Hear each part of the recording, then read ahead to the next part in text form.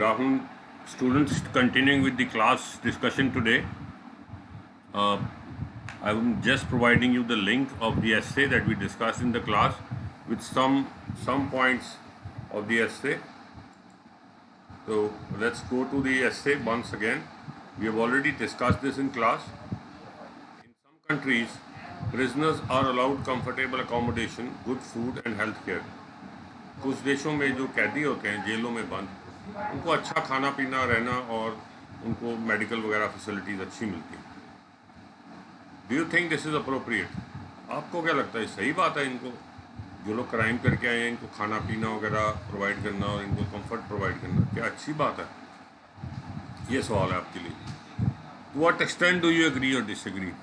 आप कितना सहमत है कि देना चाहिए इनको ये ऐसी सहूलतें देनी चाहिए? एक तो इन्होंने क्राइम किया, दूसरा इनको सहूलत देनी चाहिए. तो ये आपसे उन्होंने पूछा और इसके साथ आपसे इन्होंने रीज़न पूछे और पूछा कि आप एग्जांपल्स भी दीजिए अपने इस सपोर्ट की.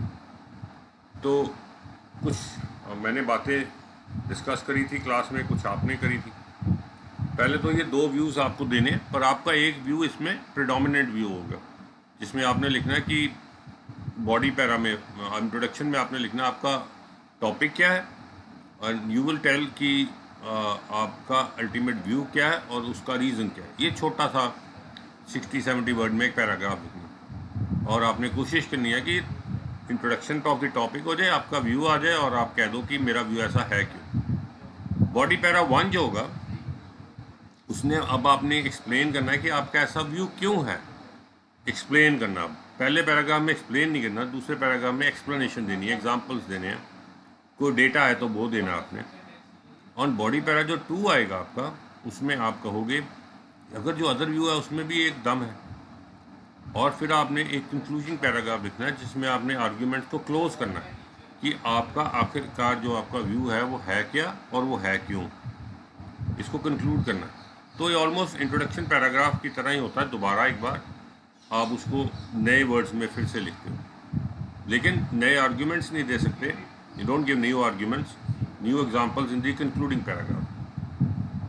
द इम्पॉर्टेंट थिंग इज़ कि आप जो भी लिखो उसको प्रॉपर्ली एक्सप्लेन करते हुए लिखो.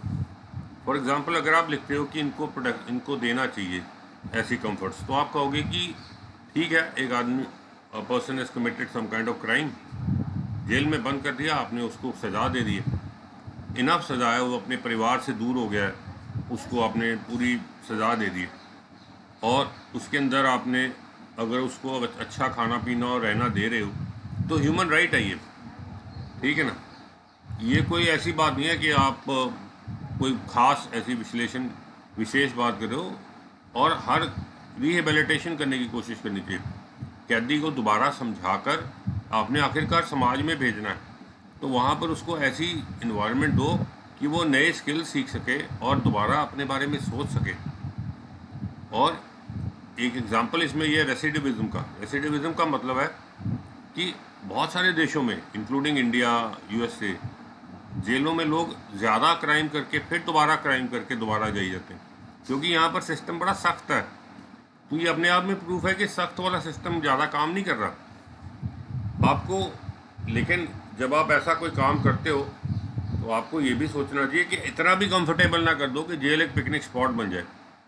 आखिरकार एक पनिशमेंट है आपकी किसी की, और जेल का एक डेटरेंट, एक डर भी होता है कि आप क्राइम की तरफ जा रहे हो तो जेल हो जाएगी आपको. उसके अलावा आपको कमेंट करना जी. आपके पास 3-4 तरीके हैं इस एस्से को करने का. आप इसको एज कमेंट सेक्शन में डाल सकते हो अपने कमेंट्स. आप इसको YouTube वीडियो की तरह कमेंट सेक्शन में आप अपनी नोटबुक पे लिखकर साफ साफ क्लिक कर व्हाट्सएप कर सकते हो ऑफिशियल नंबर पे. ऑफिशियल नंबर हमारा ये वाला है 6239732440, या फिर आप मेल कर सकते हो skm_c@yahoo.com.